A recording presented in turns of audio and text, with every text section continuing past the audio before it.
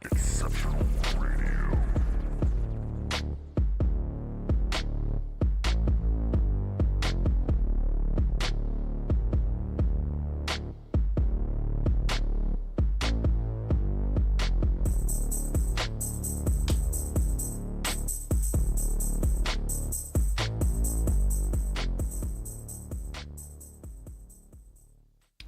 I think we should just get right into it.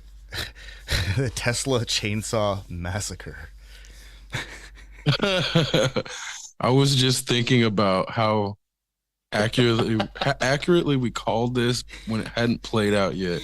Because I was thinking about it, I'm like, no, we predicted this shit, but it hadn't happened. And so talking about it, it sounded like some extreme just haterade. But now it's actually playing out.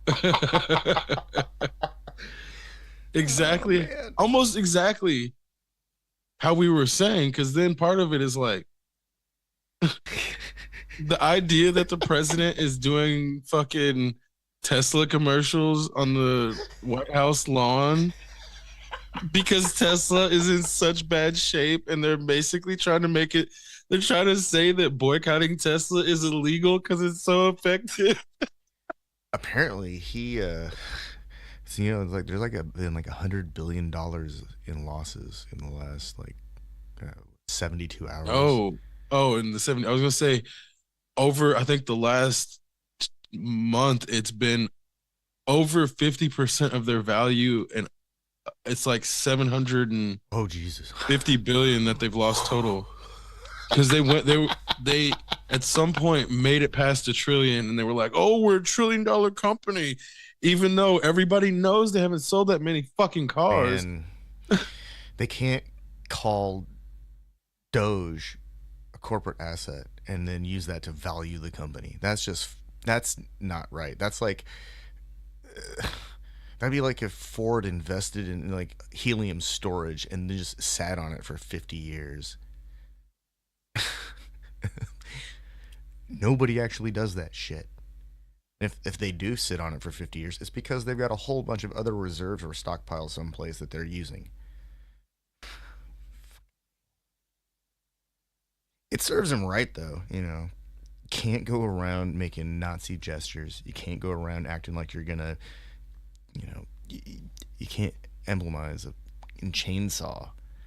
Like that's the iconography for this movement. They're gonna use a chainsaw. Well, he's a nerd. I don't understand at one point, like, and not even really a smart nerd, just a fake nerd. Because then I realized a while back, I don't know if you watch Bob's Burgers. Oh, that show's so great.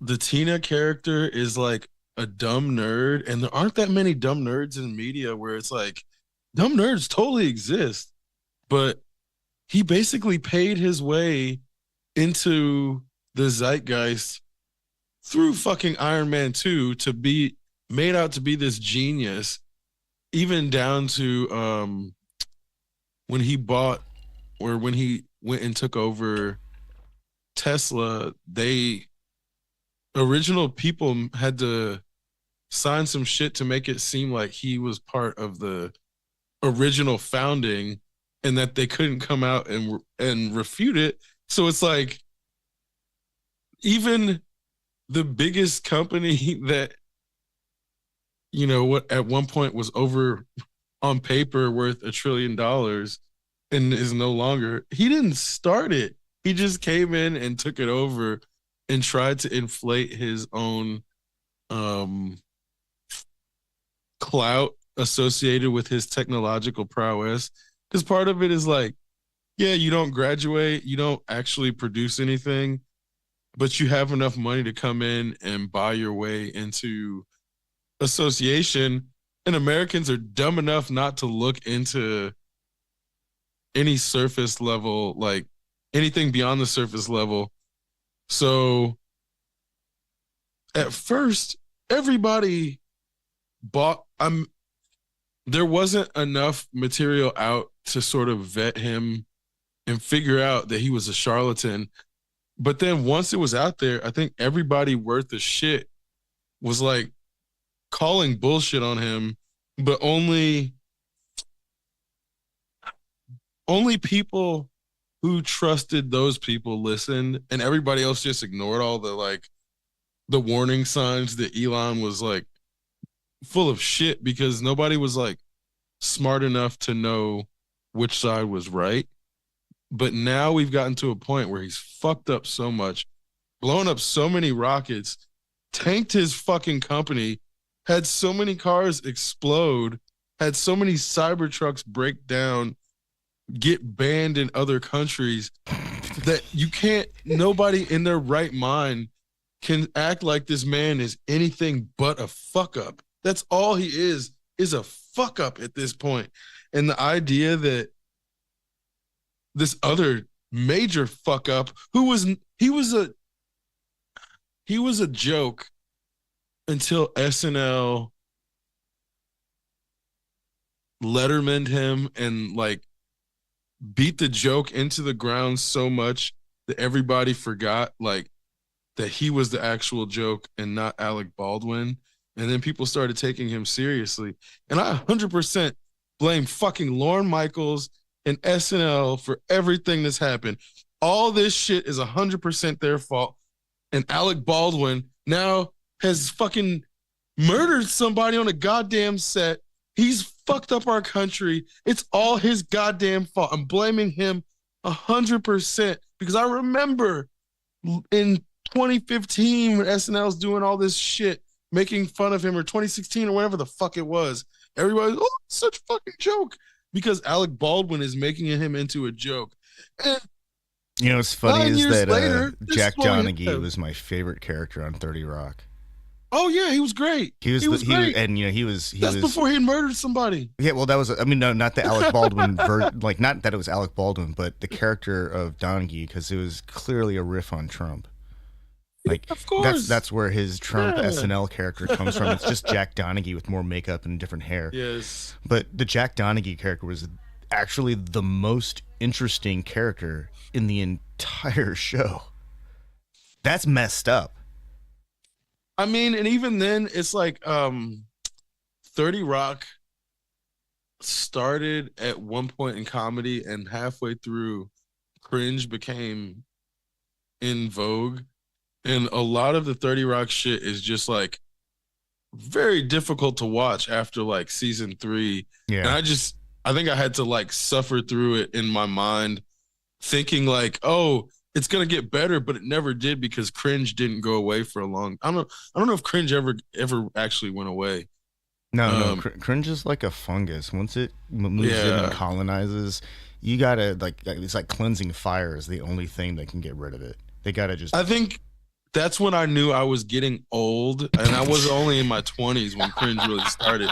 But I'm like, I don't fucking get it. Is this supposed to be funny? And like, it's just like. What I didn't also get is like the nihilism that had started setting in. I think cringe was the beginning of it, but like whenever after the hipster movement, whenever 20-year-olds started dyeing their hair gray and white, we hit a whole new level of nihilism where I was like, holy shit, I didn't know people could be this jaded, this young, but it all made sense in terms of cringe was like just escalating bad situations. And like, to me, that's not funny. It's not, I don't find anything about cringe funny. I think the broader impact is that it normalizes shitty behavior. Right, for sure. I think that's definitely like the broader impact. It really normalized shitty behavior, not just in like characters in stories on screens, but that shit bled into the real world. And then people would start behaving like that in public because, you know, if it gets likes, they can make a video out of it. That's true, but Jackass did the same thing, but the behavior was like often hilarious enough that it was like you would be okay with it, because then a lot of times the people would be injuring themselves and not really anybody else. So it's like, you know, you can laugh. It's cringe, but like at least they're not really hurting anybody. I think we all watched that because we wanted to see one of them hurt themselves, though. For sure, of course. It's like NASCAR. Yeah. 100%. But part of it is like when it crosses into pranks where somebody else is getting affected, that's when shit's not cool. But when other people are laughing at it, that's when society's like, oh, I guess that's fine. And then you start getting do you remember Boonk Gang? No. It's this fucking dumbass kid who would like record himself stealing from like Dunkin' Donuts or McDonald's or some shit. He would like walk behind the counter and just like take food, and record himself doing it. And like the people didn't know what to do because they're like, is this like, am I on a prank show? But he just kept escalating and getting more and more out of hand, and eventually got arrested. But it's like that type of behavior where, like you're saying, is for the clicks. It doesn't always have to be something that puts other people in harm's way or makes them part of it. Like it can all be like Kai Cenat. Like a lot of times It's only him. So it's like he's dressing up and doing these streams, and like he's the only one being made to look like a fool or whatever it is. And he's not 100% innocent, but this is where all the cultures are not the same. Like Logan Paul going into the So the suicide guy that forest and shit like that. the delivery driver that shot the prankster. Oh yeah, that's a guy's hero. That guy got acquitted of aggravated malicious wounding and the shooting of a fucking moron. Good for him. Yeah. Did you watch the video? Oh man, no, It's I fucking didn't watch it. hilarious in retrospect, knowing what happened, because like the guy looks so free. He looks so genuinely freaked out. Like he's not looking for. He's clearly not looking for a situation to just shoot somebody. This dude is like a fucking delivery driver who's had some shit happen to him, and the guy pulled the prank on the wrong day, and it's all on video, and it's fucking amazing. Because having been a delivery driver in the past, I'm like, you know, I never got fucked with like that, but it's always totally possible that somebody, like, they don't know how much money you have, so like somebody might try to rob you. And that was always something that was a possibility, and it was on my mind, but it never happened to me to put me in like a hyper vigilant state. So this dude being a delivery driver that had been robbed before, fuck yeah, I could completely understand what it's like in that scenario where you're like, you're just trying to do your job and you're in this fucking dystopian state where like violence happens all the time. Cause this is where I'm like, in America, we're so used to a chaotic form of the violence that in other places it's chaos, but it's like organized chaos in the form of like military invasions. Here, people just murder each other and like attack each other like seemingly randomly for no reason. And it's so funny to like be a huge David Lynch fan and like have him die, and then it's like only when he dies does his shit really truly make sense in terms of like the ethereal aspect of the questions that he was never going to answer in real life. It's like you didn't need to ask the fucking questions. All the shit is there. You just have to like trust your own instincts, to trust that like what you're seeing with your own eyes is what you think that he's trying to tell you, because that's exactly what the fuck he's trying to tell you. You don't need to ask him. So this is where I'm like, this is in the David Lynch America that is like, there's a beauty on the surface, and if you turn over a rock, you're going to find dirt, and you're going to find ants, and you're going to find mold, and you're going to find fungus. And those things are not pretty, but they're there, and you have to embrace them as part of the organism. And these are the things where I'm looking at America in terms of what it could be and what it's become. And a lot of this shit is like empathy being made to be some sort of weakness and some sort of like undesirable trait in the last 10 years has escalated to the point where now they're actually saying it out loud. They were only doing it implicitly before, but now it's like they'll just say it out loud. And I'm like, what kind of like parasitic brainworms are we dealing with? We're in season 12 or whatever fucking fifth film of the franchise. We lived through the pandemic part of the franchise. I like think it's season 17. Right. If this was Walking Dead, we were beat in the like sixth or seventh spinoff. We've survived. We're the fucking pirate radio that is not the They Live aliens that like if people put on their glasses, they'll fucking see we're still human. But that's why we're not mainstream, is because all the mainstream shit is that they fucking live brain parasite, whatever the fuck is going on. But like it's like all of the energy has been spent in creating these other supposed versions of that thing, whatever is actually taking over Americans and making them fucking kill each other for no fucking reason and be hyper violent for no fucking reason, as if there's like somebody that just switches on the trigger like MK Ultra is the supposed conspiracy. Like if they would, Yeah, a series of random words activates a trained right, super killer. as if that thing was then somehow created by China or fucking Russia or North Korea and planted here, as if America's not the one doing it. And so that's where, like, all of the violence being our biggest export and being our biggest product or our biggest like activity, violence, like everybody has to acknowledge that a lot of the people who perpetuated that shit during the transatlantic slave trade had offspring, and those people have some genetic memory of that shit. And then we got the Nazis and brought them over and put them in our fucking science labs and didn't hire any brown people and didn't hire any black people and just hired a bunch of fucking race scientists and put them in our fucking offices, and we're here now.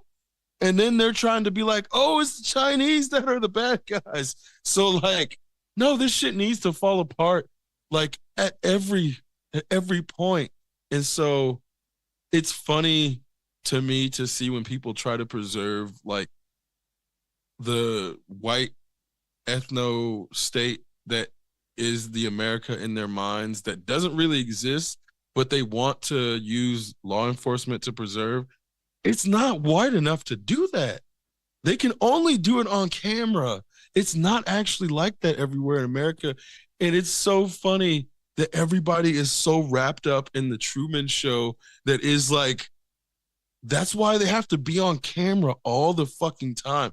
For all of their flaws, like Joe Biden we had to like theorize whether that motherfucker was dead or not because he was like barely ever visible because he was supposedly off doing some shit like governing and not just doing some show. But this has become such a show that I'm like, okay, this to me feels like what a dying husk of an empire looks like when it was at some point capable of cooing countries and like getting away with it. Like at some point, whenever they tried to do a drone strike on old dude and then his fucking security guards that were obviously paid off ran away. Oh, that was like in like Ecuador or something or Venezuela. Yeah. I think that was like the point when America proved it could no longer coup. And then let's take a moment and acknowledge that Iran never struck Israel back, because that's the biggest flex of all fucking time. And what ended up happening is no longer it's Venezuela. There's a drone attack on Maduro. When's the last time you heard somebody be like, Iran's the biggest threat to fucking peace in the world? Well, guess what? They can't say that shit anymore because Iran did goddamn strike back. They did not fucking strike back. Their goddamn president got taken out in a goddamn direct attack, and they did not strike back even though they said they were going to. That is the biggest fucking flex of all time, because no longer, like, the American rhetoric about Iran is gone. It's fucking completely gone. And like, I think anytime anybody tries to bring it up, somebody else brings up Israel, and then the discussion just changes completely. And they can't go on that point anymore because Iran never struck back. That is crazy, bro. Like, I thought about this like 2 or 3 days ago, and I'm like, there was a point for the fucking month after they did that shit, they were on hyper fucking let's go strike Iran when they strike back. Guess how many months it's been since the last Israeli or Jewish media group has said that Iran is the biggest threat to global peace. I Months, just guess months. Less than a year. want to say probably 8. Like, Very close. It's seven yeah, months. I was gonna say I feel like it's been around 7 or around 8 months, like is what it felt like to me. But 7, obviously, if that's when the last, but that's when the shit disappeared because they were like so they were so sure that Iran was gonna strike back and continue. Well, I mean, not even put put the narrative in a place where there was at least a response to somewhat support that notion. There's not even a peep, not even a goddamn peep back. And so then they had to be like, oh, they're funding Hezbollah and we're gonna strike Beirut and Lebanon. And then they fucking expanded into goddamn Lebanon trying to make it about Iran. So Same search, but news selected from Google. Fact check: 2019 poll named Trump as greatest threat to peace. yeah. Australian Institute 1 week ago poll: Trump is a greater threat to world peace than Putin or Xi. Man, this isn't looking good for the orange folias here. Orange Foolies, that's good. Um Man, so I read that Europe, the EU, is gonna bring its missile defense shield back online, and they're gonna reinitialize their arms production programs and development programs.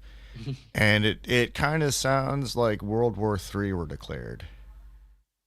Like, I mean, I more know like that we've Cold War II. yeah, Cold War II, but that it feels a lot Or I guess Cold War III almost. Cold War III. So that it's like, no, I guess that is World War V then.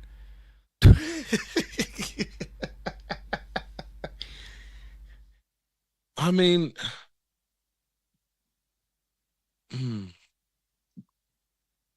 I guess because my thing is like,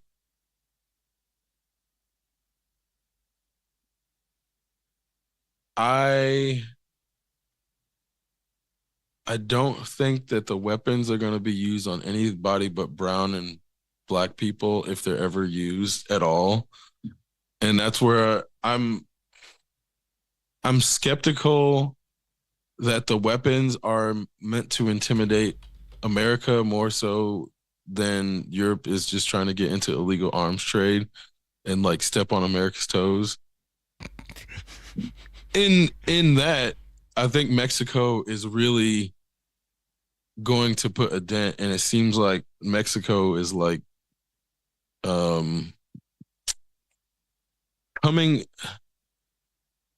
It's not just Mexico either, because one of the things that happened that I saw when I was working with Bitland is like there's a bunch of warlords and there's a bunch of cartels. Those things absolutely exist, but it's one of those Ferengi things where for those people, peace is better most of the time too. Cause it's like, yeah, if you're a warlord, it's better if you're able to like sell a bunch of drugs or do whatever the fuck. Like, it's actually better for them than if they're constantly trying to like defend their territory. So even the worst people prefer peacetime.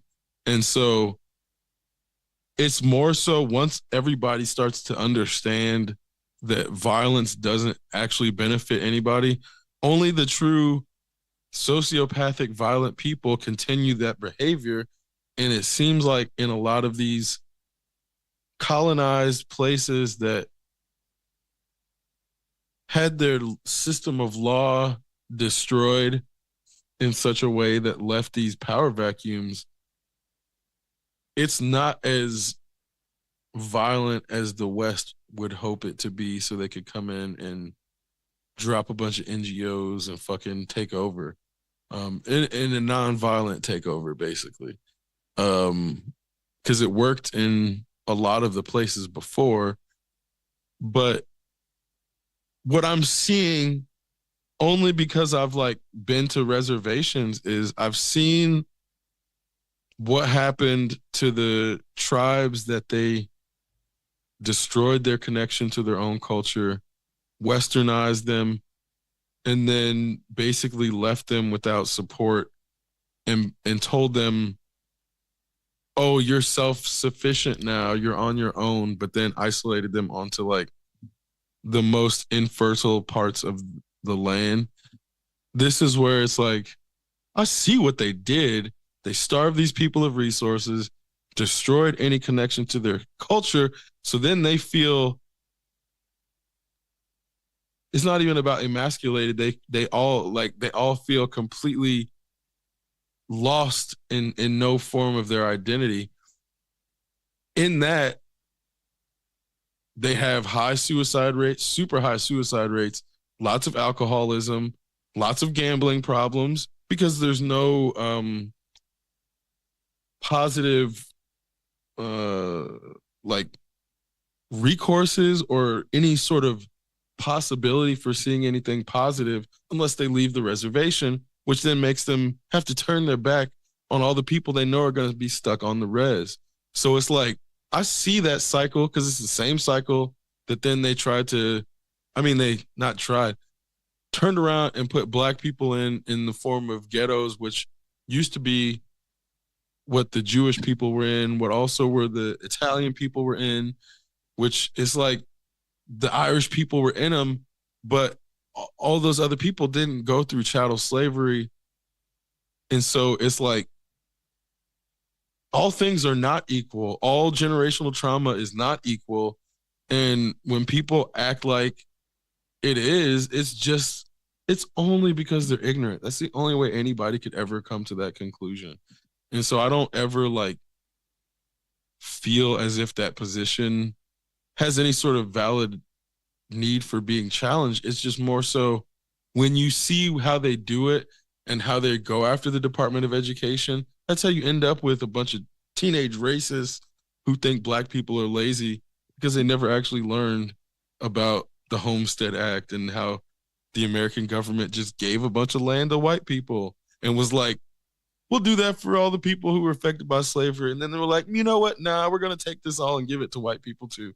And so all this stuff that they never learned about, shaping their views, it's like, that's how we're here.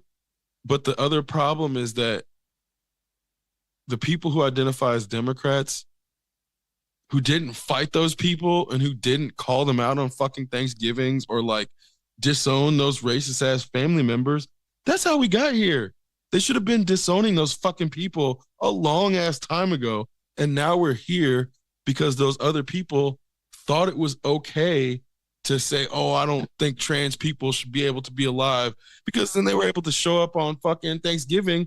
And then the trans family member is the one that got ostracized because Uncle fucking dumb fuck over here wants to be a goddamn transphobe or whoever. And so this is where I'm like, all these white people, because it's mostly white people. It's like, yeah, there's some transphobic and homophobic black people, but like proportionally, it's mostly white, old white men and some white women that are the problem. So it's like, if people are afraid to like address their racist white family members, that's how we got a bunch of fucking Nazis, because all the Nazis never lost their families. They never suffered any repercussion for being fucking racist or transphobes or whatever the fuck. And they all kept their families for the most part. I know there's definitely some like families out there that were like bold and stepped up and were like, you can't come to Thanksgiving anymore if you're going to be a transphobe or whatever, you're going to be a homophobe. And like, yeah, there's a bunch of like individuals that did that, but en masse, white people failed to stand up to racist white people. And so that's why it's like, white people are like sus right now. Every white person is sus, like in that you can't be trusted as an ally. Like That's just the way it is because they didn't fucking step up and tell old Uncle fucking racist to fuck off when it was time, when it was necessary. And now they're looking to black people like, help us. No, it's too late. We can't, it's too late. Y'all gotta fucking go through this shit now of like, now they're cutting the white. That's why I'm like, as soon as the white programs started to get cut, that's when they started to cry. But it was gonna happen sooner than later, and it's gonna happen to more white people than to more black people, or to than the more Mexicans or the more trans people. That's the way it's gonna play out, and that's what's so crazy to me is like,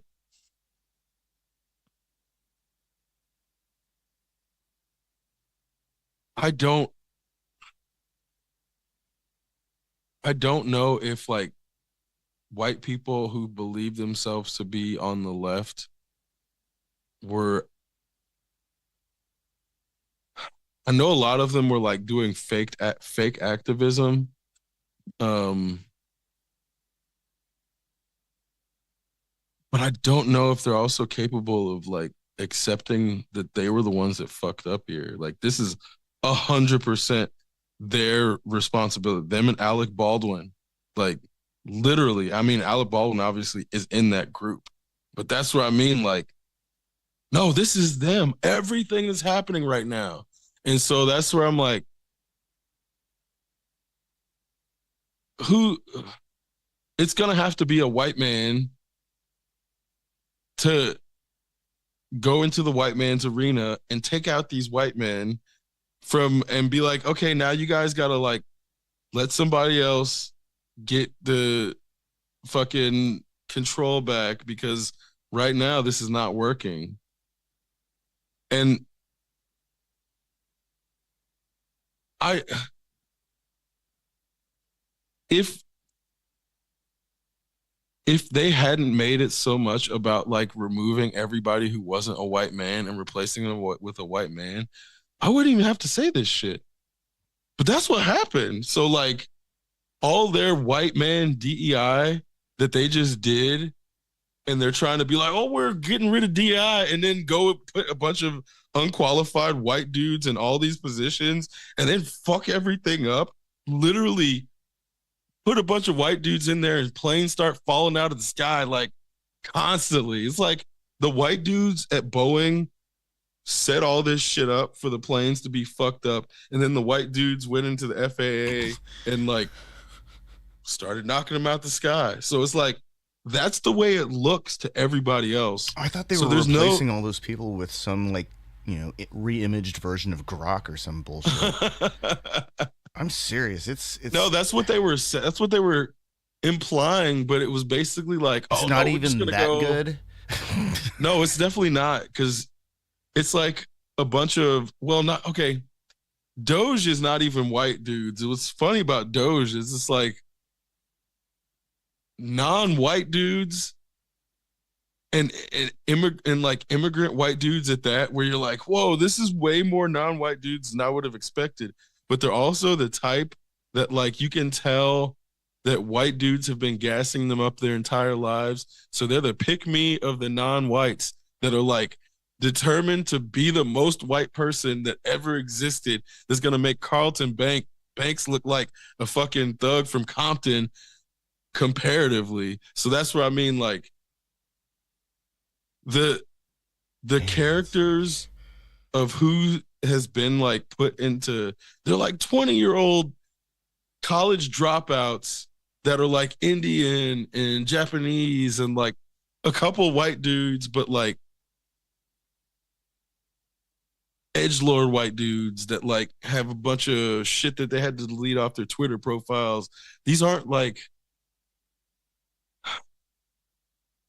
I mean, they're definitely not AI. Most tech bros are edgelords. Also, it's just like a different word for edgelord. I guess not all tech bros are edgelords, but almost.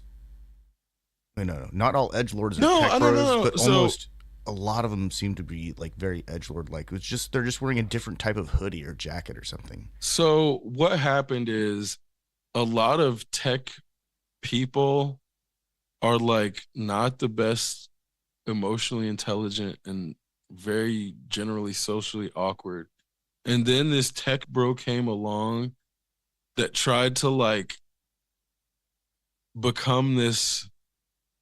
They wanted to claim the pinnacle of manhood as like, oh, I made $1 billion, so I'm like the most manly man that ever lived, even though I have the body of a fifth grader and I can't grow a beard. And like that culture became this cancerous growth, and it like turned into the manosphere in that you got a bunch of people who were like, oh, I made 250 $11 billion doing Bitcoin. And then I started taking steroids, and then I got a bunch of prostitutes, and I can show you how to do that too. You only got to pay me $1,200 a month. And then all these dumbass kids started going. Okay, let me not say dumbass man babies who were like had enough money to start buying these courses, created this bubble of like pseudo manhood that's like all about these things associated with capitalism and hedonism. But further, the way that they display them, it's so vapid and in need of constant validation that it's obviously not a man that's secure in his manhood. Like it's all of their behaviors are like indicative of someone who is completely insecure, let alone them trying to train other young men or young boys how to become men who are confident in themselves, who need to like pay somebody to learn how to do that. Cause then do you remember those videos where like guys would go hit on girls and like ever so often they would succeed?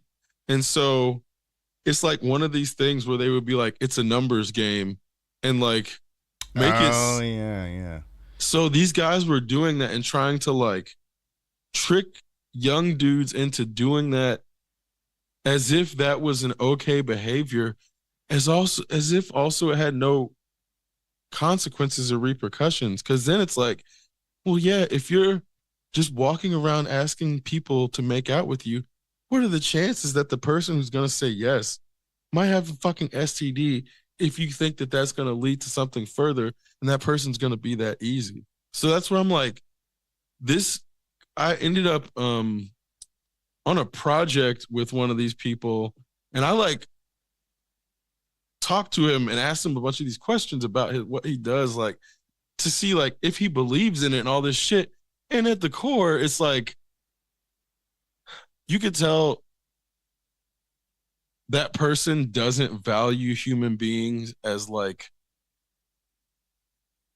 other people who deserve not to be taken advantage of.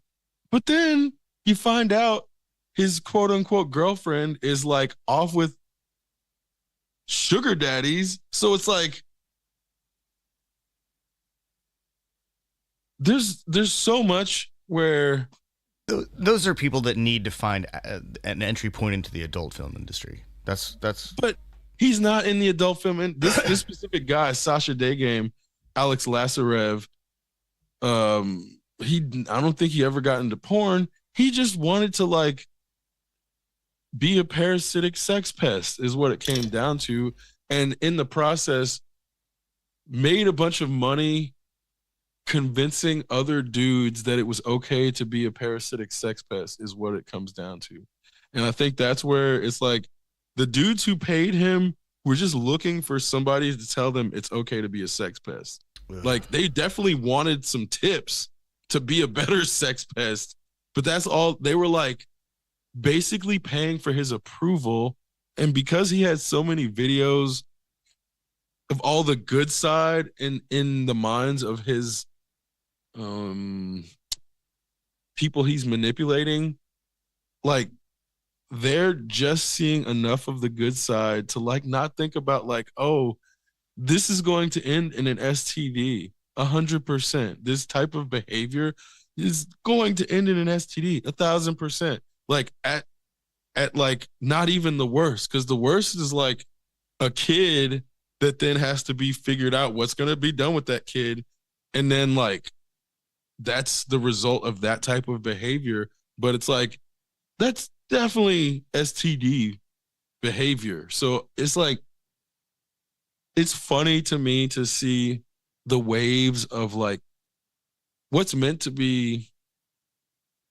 I don't know. It's not ubiquitous at every point, but like what would be termed sexual liberation or sexual um, empowerment at certain points for men or women, whatever. It's like at a certain point, it's like it's just a pure numbers game. Like you do a bunch of like you're gonna get something, whether it's a fucking skin disease or like an STD. Like you just keep rubbing your genitals on other people's genitals, like seemingly with no prejudice. That's going to end terribly at some point. It's inevitable. So this is where I'm like, all these all these people who were like pushing this behavior,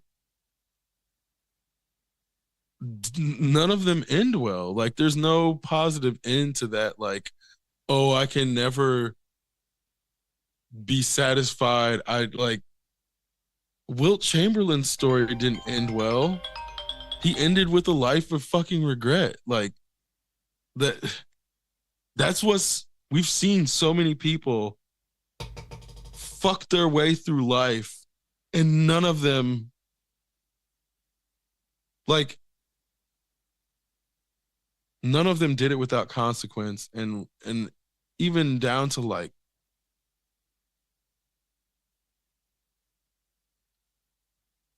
I like you remember when Dennis Rodman was at the peak of his pop culture. It Wait, was wait, wait, hold on, just wait. I want to make sure that we're thinking of the same period of Dennis Rodman.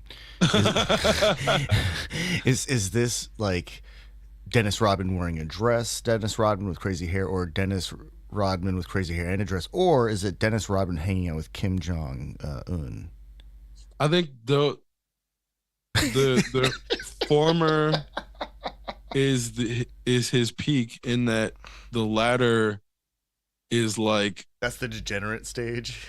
that's the what is happening is the CIA putting him there, trying to do a real life version of that movie Double Team he did with Jean-Claude Van Damme.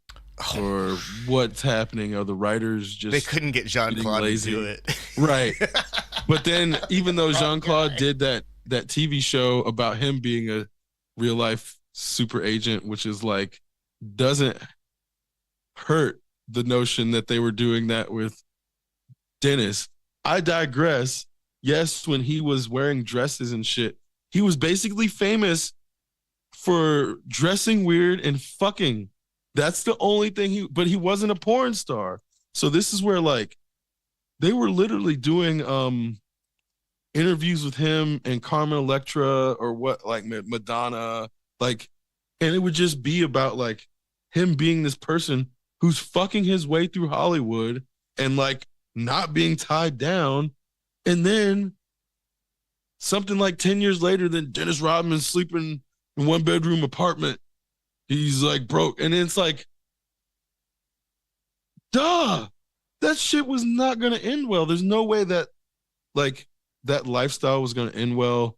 But the way that they were glorifying it, they made it seem like Dennis Rodman was literally on top of the world because he was fucking his way in a rampant rage that was like, let's glorify this is like worthy of glorification. And then you get people like Ric Flair, who's like the even worse apparently, but it's like, And oh, it's so hard to tell with like anybody who has any kind of celebrity status at all. Like I remember years and years ago watching Cribs on MTV, and it was all these. It was like how lifestyles of the rich and famous. And then the last time I watched it, it was like Redman in an apartment, and he was really happy because he had just gotten a PlayStation. There's I just mean, no way to tell what's going on. it's funny you bring up Redman in that I've been on Method Man's bus when he was like picking through girls, like they were of age, they were college girls, they were not high school girls, but he's like picking through girls to like be on the bus or whatever. But also at the same time, his actual wife is like at home with cancer and like nobody, I don't know their situation, but it was like super questionable in terms of like one of those moments where you're like, man, you know, you're not supposed to meet like those types of people and shit without, but it's like, that's not nearly as bad as like all the Diddy stuff.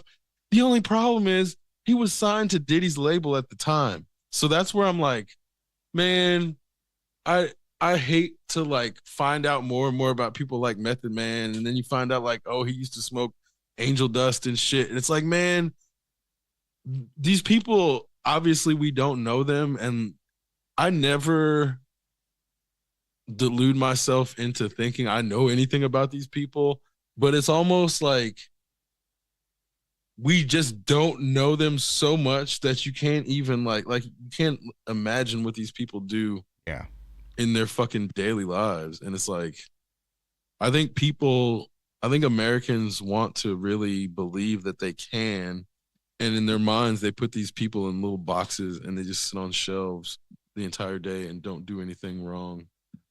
Um, Like in real imagination, Method Man and Redman are like, like they are in that movie they made. But in right. reality, it's probably not like that at all. Yeah. But then Well, there's and part of me that thinks that like Kevin Smith and Jason Mewes are literally like they are on camera, like in real life. it's funny though, because then I watched this video. Redman apparently went celibate for 2 years because he had an STD scare. So straight up. And so it was funny to me. I'm like, man, I'm like, I think I'm like 10 years younger. And I'm like, man, it's funny to see these old heads like just getting out of their groin and like coming to these realizations that are like, you know, I would hope people generally come to these conclusions in like middle school and like get out of their groin as soon as possible. And in that, like, obviously everybody who can feel their genitals like has feeling in their groins, but it's like everybody doesn't have to like live there. You don't have to like every decision doesn't have to be to please your genitals. And I think a lot of people in like club scenes live that way and reinforce each other's um behaviors. Like it's nothing, as long as it's not actually destroying your body or destroying your life, there's nothing wrong with it. That's the problem though, is a lot of people take it to the point where they start getting STDs, they start doing this stuff and their other life falls apart. And so it does become like I thought it was crazy in the like early 90s when people started coming out and being like, "Oh, I'm addicted to sex." And I'm like, "How much fucking sex do you have to be like, "Oh, I'm addicted to sex"?" But it's not even about the amount so much as like, "Oh, are they making bad decisions for sex?" Cuz then that's basically I feel like what addiction comes down to is like, are you making poor choices over something, whether it's gambling, drugs, fucking video games, sex, whatever it is. Like anything can be like the crux of bad decision making if a person lets it become that. Like the people who sit and play video games and have like piss jugs in their rooms and shit and fucking these piles of trash and cigarettes and like Oh my people god. who live like, you know what I'm saying? No, you just That's reminded me. terrible. You just reminded me of the time that I went. Dude, his name was Aaron. We had to go check out his gaming system, and he had like bottles of Mountain Dew next to his. You hope it's Mountain Dew. I Oh, well, God. the bottles said Mountain Dew, but it was one of those things that they Uh, looked like they'd been there a while, and like I just I didn't. I wanted to pretend. Yeah, this dude just likes Mountain Dew a lot and keeps it, right in front of his tower, which is pumping out heat. And they like warm Mountain Dew. Sure, they're just weird. That bottles of piss thing has to be real. That's like not just some like. oh, it's definitely It's not real. just It's some definitely joke. real. It's not this thing that somebody made up because they wanted to make fun of the mythical gamer who never leaves their gaming throne. And oh, I just think it's more common than people would believe, only in that gaming is more accessible than ever before. I wonder than how ever many before, is what it competitive comes gamers down wear to. diapers. I bet there's a ton of competitive gamers out there who wear diapers because they're like, I can't leave, but I've got to maintain my intake of Mountain Dew. I mean, I would hope if I don't know. That's man. Because I've seen some of those matches run for like way longer than they should. Like when you get two people who are really good at like a first person shooter, like one of those team deathmatch type scenarios, and there are two people who are just like absolute like aces at that game. That stuff can go on, and it's amazing. It's like watching ninjas fight. I think it also depends on the person too, because there's been times where like I can go 3 hours without shit. I've driven from Indianapolis or Bloomington to Detroit without pissing. Yeah. But then other times it'll be like, oh, I haven't pissed in like 20 minutes, but I must have drank some coffee or something. I have to go now. Like, there's nothing that's gonna stop me. I have to go. And like it it's like from one day to another, I would assume it's gonna be the former, not the latter, but like it may just be some particularly strong coffee. Or I may have drank it too many cups back to back or something. Like, and I don't realize it. And then Or you just suddenly, drank them like, too quickly. yeah, I don't know. And then sometimes it's bloating. Sometimes that's what it also is like. Sometimes it'll just be a straight up bloat from previous days where I'm like, I didn't even drink that much fluid, but I retained it from the last few days. So got to get rid of it Oh somehow. yeah, that happens to me if I eat a bunch of fruit. Like if I'm at the store and I see a bag of grapefruit, it's like, oh, next week's gonna be interesting. Because it's like that's my favorite source of vitamin C, a bag of grapefruits. That's something I hope doesn't get affected by this impending pear-shaped economy that we've got headed on the horizon. I'm pretty sure it will, though.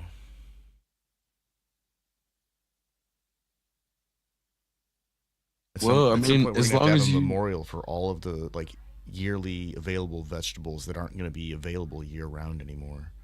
that's what I was gonna say. I feel like as long as you eat in season, Yeah, if you eat in season, you everything's shouldn't fine. But you shouldn't have a problem with the tariffs. yeah, oh yeah, but there's an entire culture of people who want to eat avocados like all the time. But they're not good all the time either, which is No, they're like, not. it's funny. Like, um, man, I love avocados, by the way. I'd eat them all the time if I could. I mean, of course, If they were like ripe. but it's like when the supply shifts or when the seasons change and Yeah. like the quality is no longer the same. That shit is it's so perceptible. It don't matter what it is, whether it's avocado or watermelon or fucking Apples. apples. Like, yeah, uh, pineapple, strawberries, like all of it. There'll be like even it's like the week changes. We had some clementines last week. This week they're super watery, and it's like What's going they on? they may I mean, but they may not have full flavor again for like another month Yeah. because the freeze happened and it like probably fucked up a bunch of crops. Or whatever batch that ended up in your neck of the woods happened to be part of a region that got hit really hard by torrential rain or seasonal rain, and just for 1 week, and they just happened to turn out an extra watery, Yeah, batch of literally, oranges. Could be literally. something that simple. A cold And front or a high pressure region destabilized the rainy season for a week, or a low pressure region, and then now they've got some real flavorless oranges. Man, that's like, that has to be like one of the ironic getting slapped by capitalism type of scenarios where it's, yeah, we can have oranges year round, but for like a month of the year they're just going to be watery and flavorless. but you can still get But you can them. get them year round. They look like oranges. They'll look real good on your counter. Well, and I'm also like, you know how they always talk about orange was, you know, genetically modified or Yeah, they're all artificially green. selected. Yes, the green versions are much better. The bergamot, like it's so much better. I don't understand why somebody felt the need to make it orange because the like man, once I found out the green one existed, and I mean we always knew it existed, but in that it's still out there in the green Even form. limes are actually green. Yeah, Like, right. I thought it was lime at first, yeah, I, which is where I'm like, oh no, this is the original. This is the OG, and it smells amazing and it tastes amazing. it's Like, just, it's funny. Like, I remember seeing like a purple carrot one time, and I bought it. It tasted just like a carrot. It didn't taste anything special. And same thing with like purple potatoes. They didn't seem like they were mhm. anything extra unique. Potatoes are kind of weird though. They're like, they've got like one feature generally. Like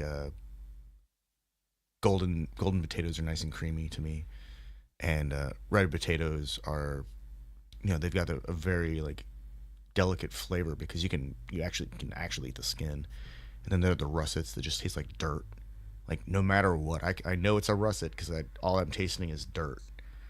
And it's not that there's nothing wrong with them. They're probably just fine. It's just, for whatever reason, they taste like dirt to me.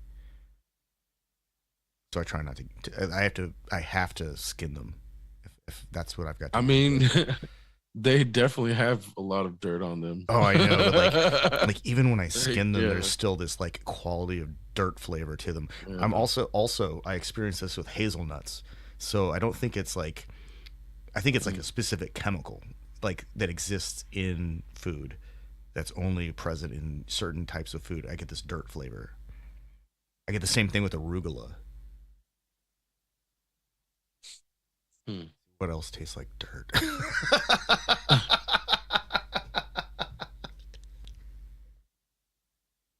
It's like I hate when the nutrients are left in weed. I feel like, Oh, and when then okay, they don't flush it enough. yes, I feel like lettuce that doesn't isn't flushed tastes like dirt. Like whether it's romaine or fucking what's it called? I guess spinach Yeah. kind of No, no, tastes like like dirt like sometimes. romaine lettuce is weird. It's just kind of bitter to me. And spinach doesn't taste bad at all. But there's some No, when there's it's not flushed though. I yeah. mean, Well, that's just dirty. yeah. But this is like a, I can completely rinse the arugula. I can completely skin and then wash the potato. I can soak the potato, and it still has this like weird dirt quality. And And let's see what else. There are a few other things that do this to me, and it sucks. It's unfortunate because it's one of those things where you go to a place and you get a salad with whatever you're eating, and I'm not gonna be like, hey, could you pick through the greens mix and pull the arugula out? That's asking way too much. And I realize that it has a very complex nutrient package, good for you. It just doesn't taste good to me. The texture doesn't bother me though, so I don't mind. Whereas like the texture of a mushroom is just too slimy. I just can't do it.